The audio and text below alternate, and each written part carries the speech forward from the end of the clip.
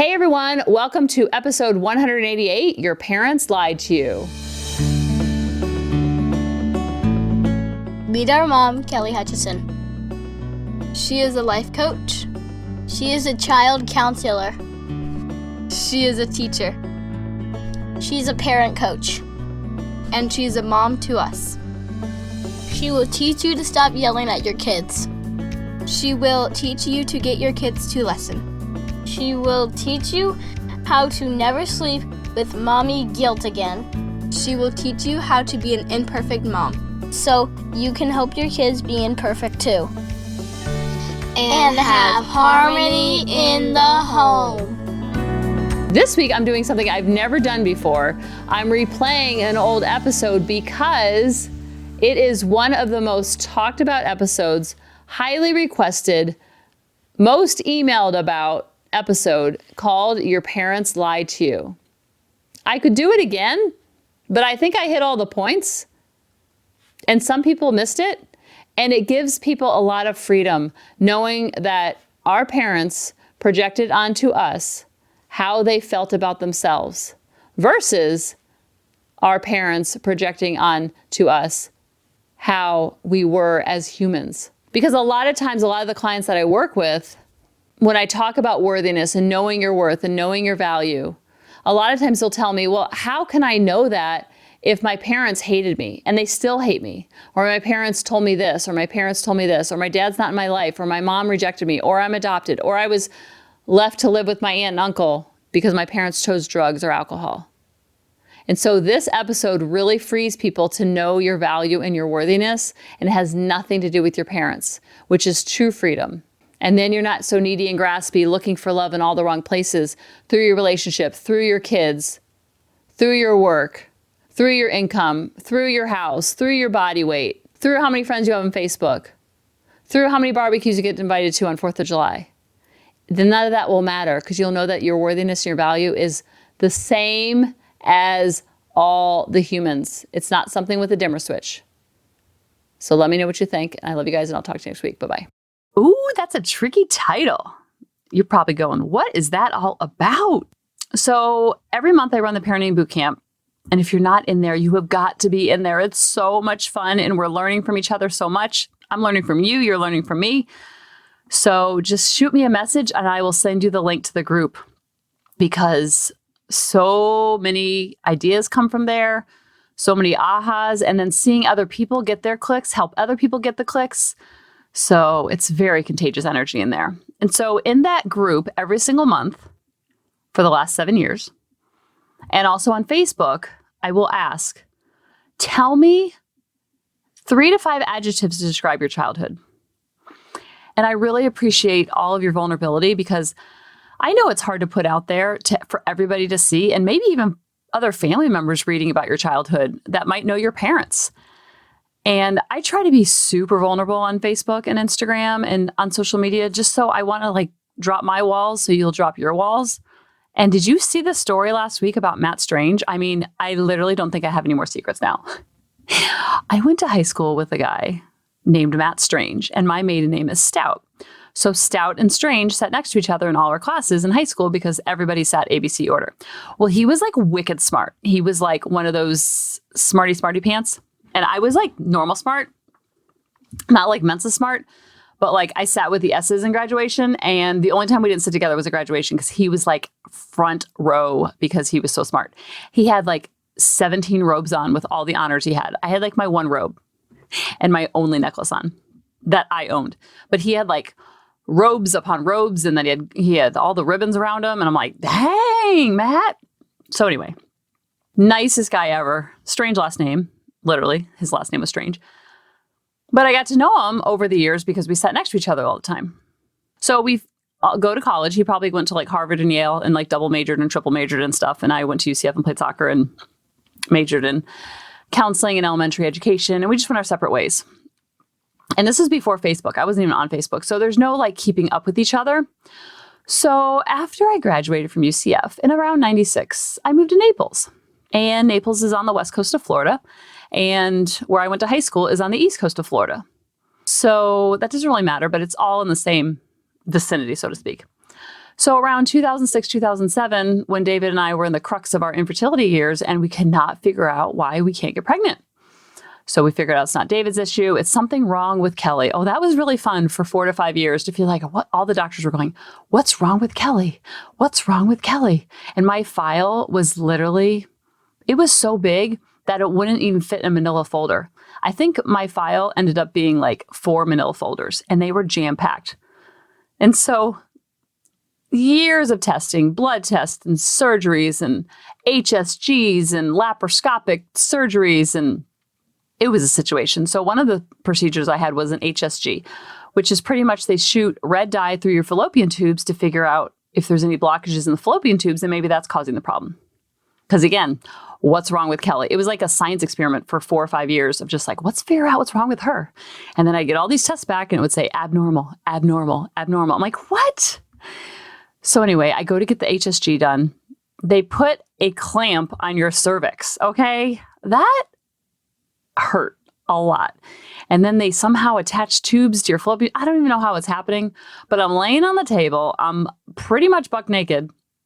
I got probably some earrings on. David's behind the glass with his little magnetic jacket on because they shoot the red dye through your tubes, and then they kind of like take a scan to see what happens because they can see that it's a contrast dye.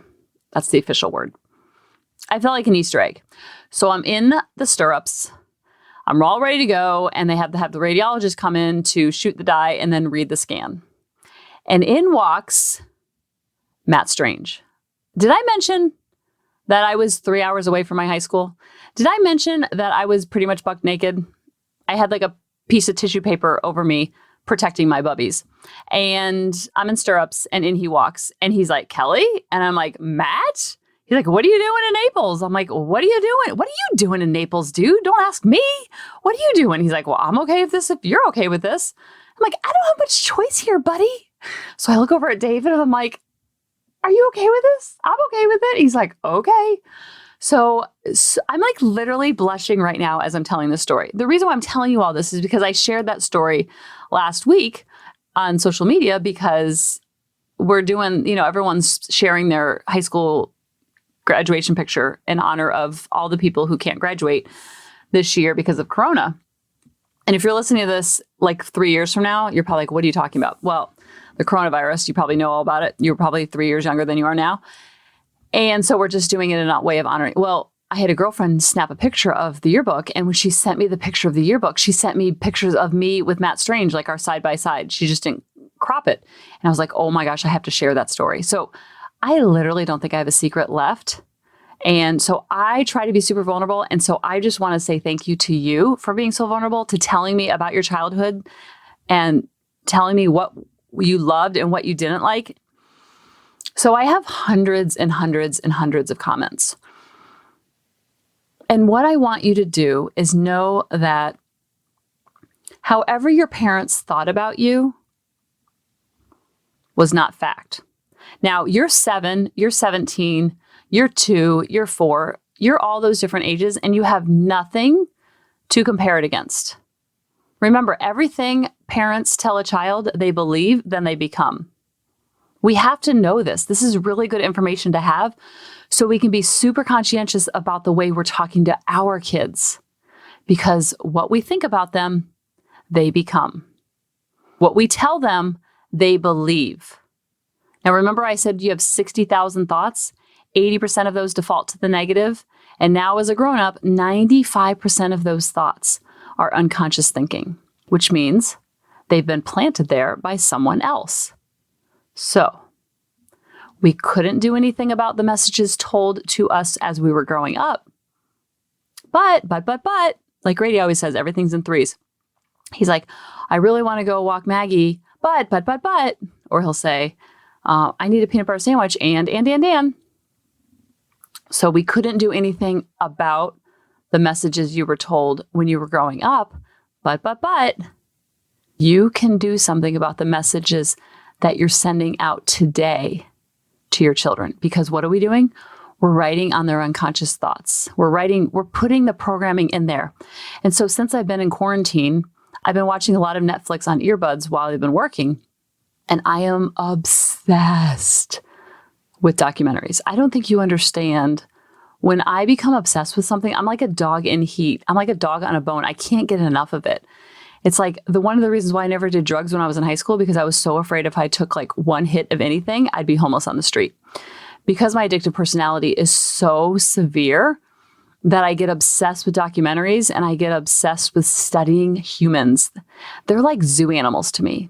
And so on documentaries, I'm just fascinated with everything that I'm learning and everything that I'm seeing. And I love true crime and just watching documentaries about how both sides believe so strongly in the person that they're defending or the person that they're prosecuting. Or they feel so strongly in a mission that nothing could ever change their mind, no matter what. And then the DNA evidence comes back and clearly states that that person couldn't have done what they did. And it just rocks their whole world because they believed it without even flinching. They believed it like the sky is blue. So I watched a documentary on Scientology, and the documentary dude who's running the thing, he keeps looking at people who have quote unquote gotten out of it. And he's like, "You're a smart fellow. You seem like you have your wits about you. What is it that made you stay in these abusive situations?" Or I'll watch the true crimes where the person clearly did not do the crime, but they confessed to the crime. There's so much evidence to false confessions. And both parties have said they just beat you down where you actually believe that it's true, that they make you believe that you killed that person and then you say the thing just to get relief. Or the Scientologist will say, you're so indoctrinated and you're so surrounded by it, and it's done with such force that they literally make you believe it so strongly that it's like saying the sky is blue. It becomes part of your identity. And so to question that or to challenge that is super scary, and you'll threaten everything if you leave Scientology. It's almost like if someone came to me now and I know my name's Kelly after 45 years and they said, "You know what? Your name's not Kelly. Your name is really Linda. We're going to start calling you Linda." I asked the other day on social media about if my name wasn't what my name was, what would I look like? What do I look like? And I got so many Michelles and so many Heathers. I was like, what are you talking about? It was so fascinating to me to see all these different names that I could have been and other people see me as. I'm like, no, I'm Kelly. I'm really Kelly. It was fascinating to me. So I asked my family, I'm like, what do you think about this name? Like, yeah, I could see that. I'm like, you could? Oh my goodness. And so we look at Scientology, which is so much like, whoa, I can't believe that. But like, think about what we've told our kids to believe. Easter just passed and Grady's 9.5. And there was Easter eggs all over our yard. And he's 9.5 in 3rd grade. Seems pretty with it, but he's picking up those eggs like there's no tomorrow. He's like, oh my gosh, I can't believe all this candy the Easter Bunny left us. And there's Easter Bunny footprints some year. And I mean, they're hook, line, and sinker. And I feel kind of bad. I just had to have the SANTA talk with Lily this last Christmas. And it was sad. I was like, I'm sorry, girl. And she's like, I didn't even question it. I didn't even question that someone was breaking into our house, somehow shutting off the alarm, eating all our cookies, and giving our carrots to the reindeer, and then leaving all these presents underneath the tree. She goes, I just couldn't figure out why, when we were in Cuba on the mission trip, why Santa didn't bring them any presents. They're such nice kids. That was really confusing to me. That she said that's the only time I really questioned it. And I told her when she was 11. What is going on? But this is really powerful to know. So the reason why I say that your parents lied to you is because when you were little, what they told you about you, you took as fact. But what they really thought about you was more what they thought about themselves. Projection is everything. So some of the adjectives that really just kind of broke my heart, because I just imagine my kids or your kids living in this environment of abusive, lonely, stressful, unhappy. Neighborhood kids were my family.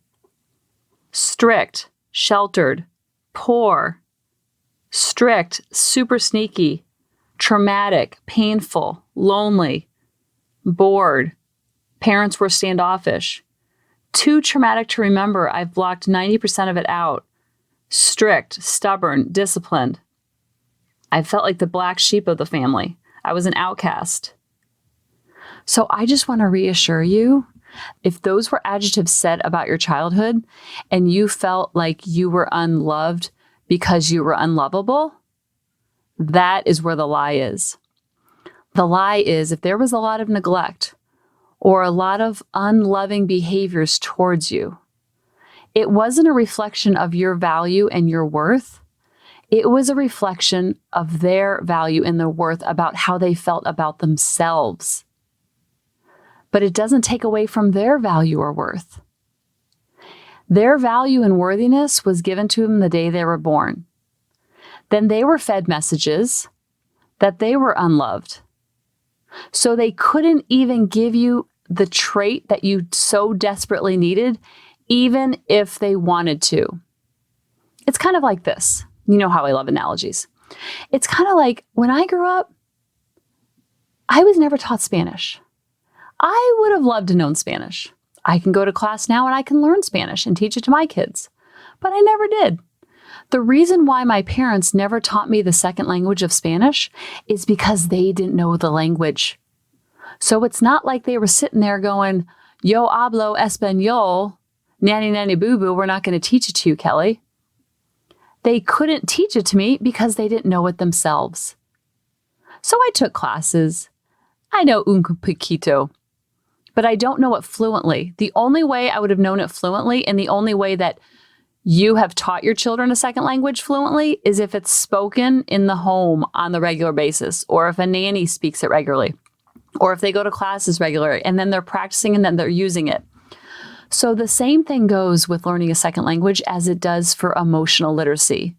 Your parents didn't give you emotional literacy skills because they were never given emotional literacy skills.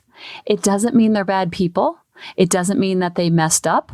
It means they did the very best job that they could with the language that they had. They couldn't teach you something that they didn't know themselves. So, as an adult, you get empowered to teach emotional literacy to your kids. It's kind of like teaching them Spanish.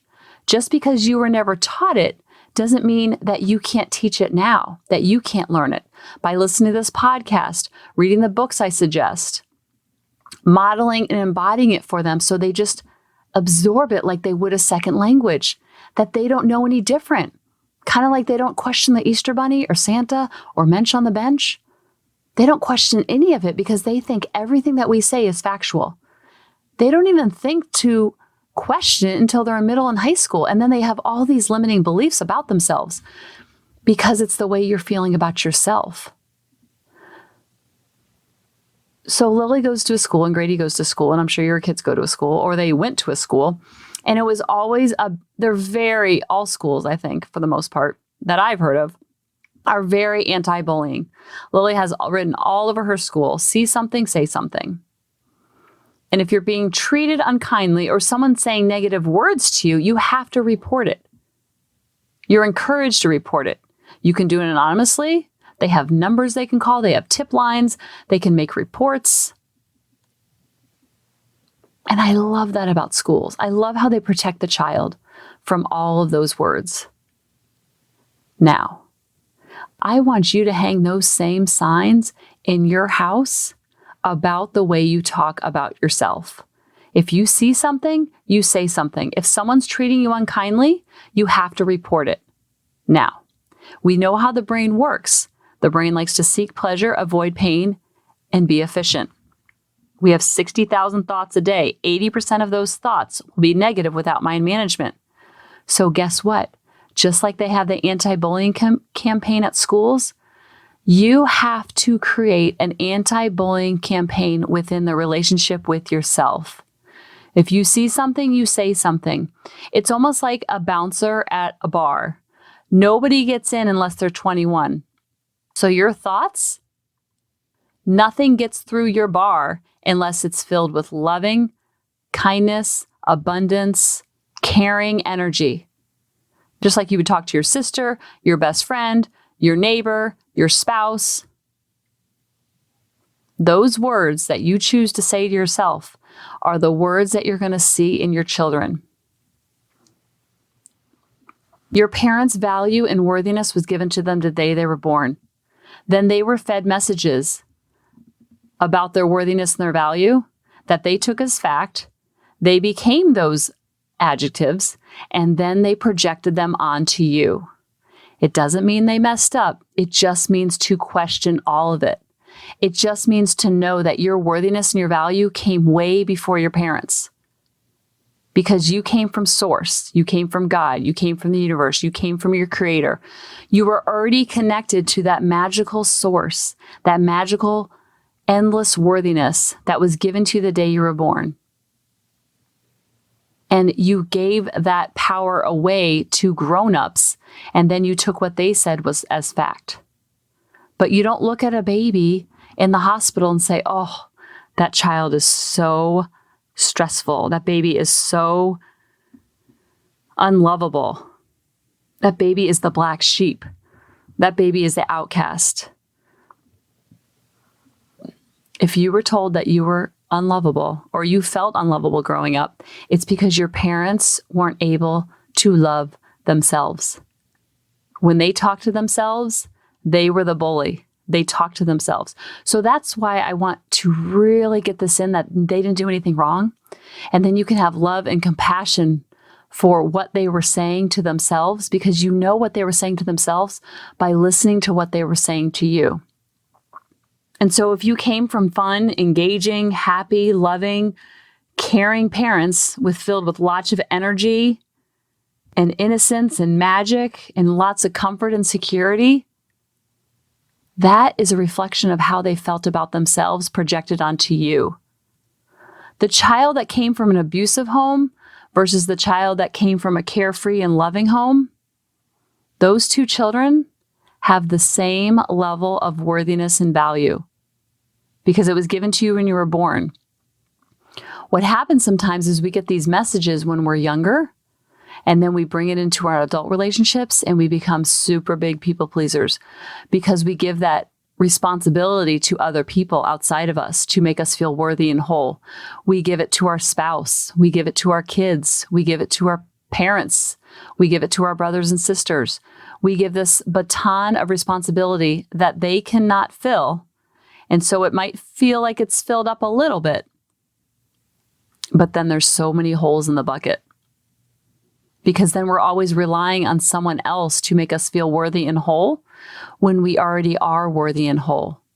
Whether you came from an abusive family or you came from a loving family, your worthiness and your value was not defined by them. It was already given to you at birth. And the way that your parents spoke to you and thought about you was a reflection of how they thought about themselves and spoke to themselves.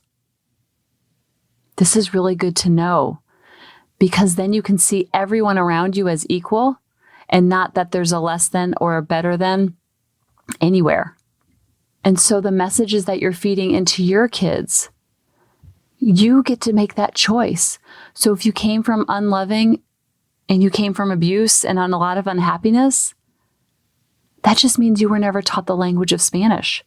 And now you need to teach the kids Spanish. And you're very able to do that because part of emotional adulthood is being able to give them what you never had by learning it first. And usually the things that bother us the most about our children are usually the parts about ourselves that bother us.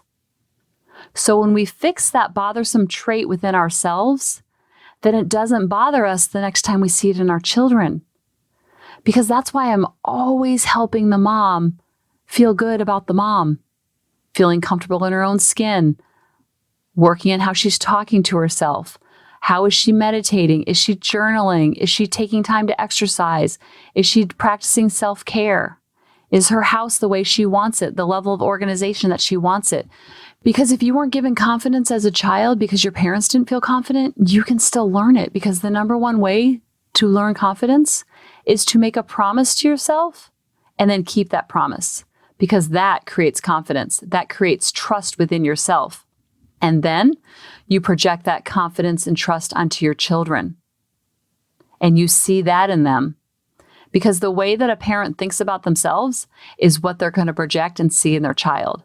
So the way that you think about yourself and the way you treat yourself and the way you talk to yourself is the way that you're going to project onto your kids.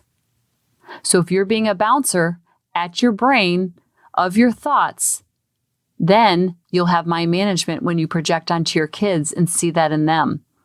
So watch how you talk to your kids. Watch how you think about your kids. Watch how you treat your kids, because that is 150% the way that you talk to yourself, the way you think about yourself, and the way you treat yourself.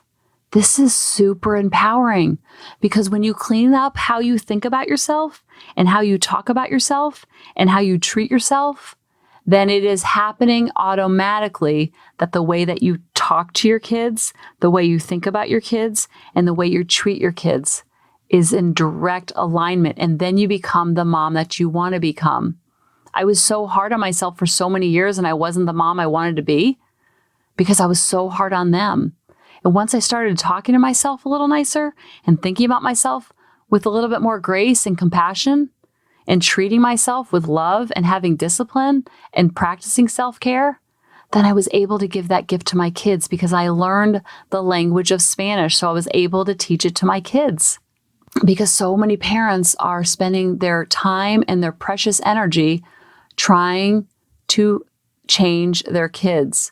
But when we just see them as a giant mirror, then it becomes super empowering. I remember doing this work going, Eureka, if I'm the problem, then that means I'm the solution. And not problem like something's wrong with me, like I'm abnormal, like all those infertility years, but problem as far as cleaning up the relationship with myself helped me clean up my relationship with my kids. It was in direct correlation. The two were a giant mirror to me.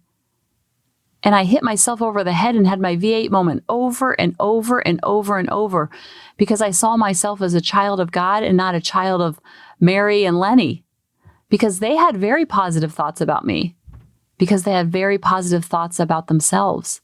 So what I did and how it jacked me up is I went into adulthood going, well, I have to have everybody have positive thoughts about me, just like my parents had positive thoughts about me, because I thought my worthiness and my value came from them. And so I wanted everybody else to reassure me and affirm me over and over and over. And I gave that baton of responsibility to my kids and to David and to people at work.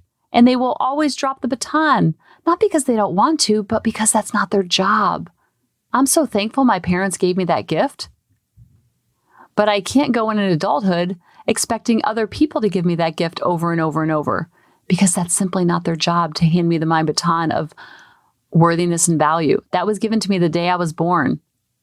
And so my parents' opinions of me was their opinions of themselves, which was fabulous that it was in alignment, but I took it as fact.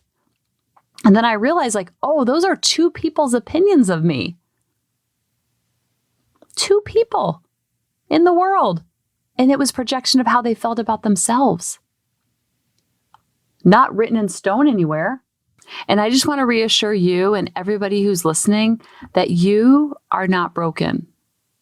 You might have a broken heart and broken expectations of how it should have been, but this is reassurance to know that your parents aren't broken either.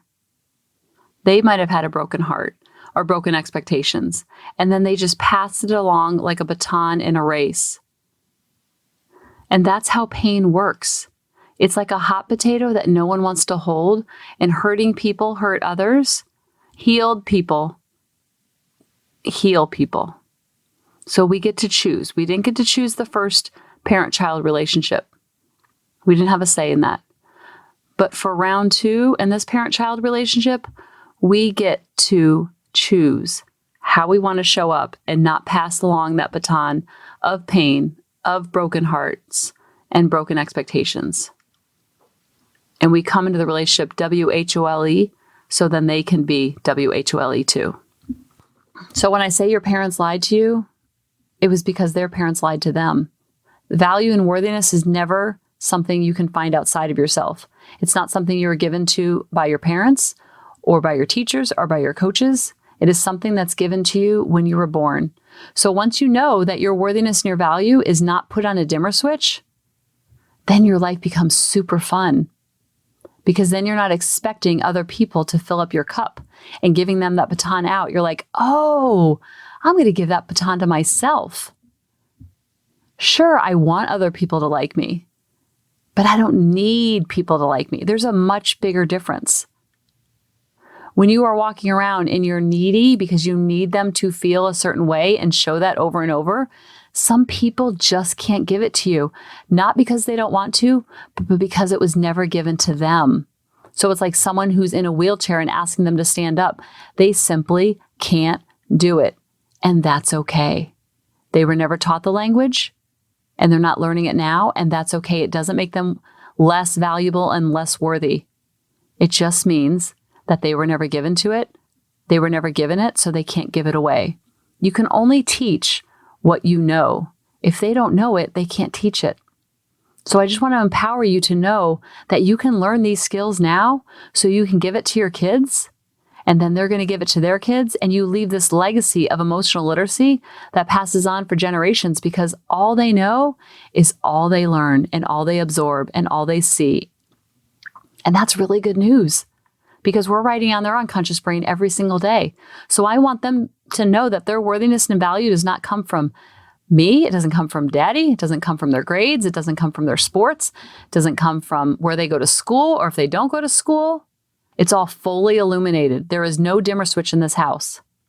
No matter what they do, their worthiness and their value cannot be touched. It is untouchable. It was given to them by God when they were born on 4408 and 10-10-10. And there's nothing we can do about it. So the only thing I can do about it is make sure that the way that I'm talking to myself, the way I'm thinking about myself, and the way I'm treating myself is clean. So then I know that the way that I'm talking about them and thinking about them and treating them is clean. And that, my friend, makes parenting super fun. All right, I love you. I'll talk to you next week. Hey, mamas, thanks for listening. If you had any ahas, clicks, or those lightning bolt moments while listening, you have to check out my free parenting bootcamp, where we take all of this to the next level and we try to create even more awakenings for ourselves so that we can connect more with our kids and never yell at them again. You can sign up at www.coachingkelly.com. And if you really want to fill up my love cup, send me an email of what your aha was, what your click was, what was that lightning bolt moment while you were listening. I want nothing more in life than for you to have harmony in your home and to learn how to be an imperfect mom like me, which allows your kids to be imperfect too, each and every day. Thanks for listening.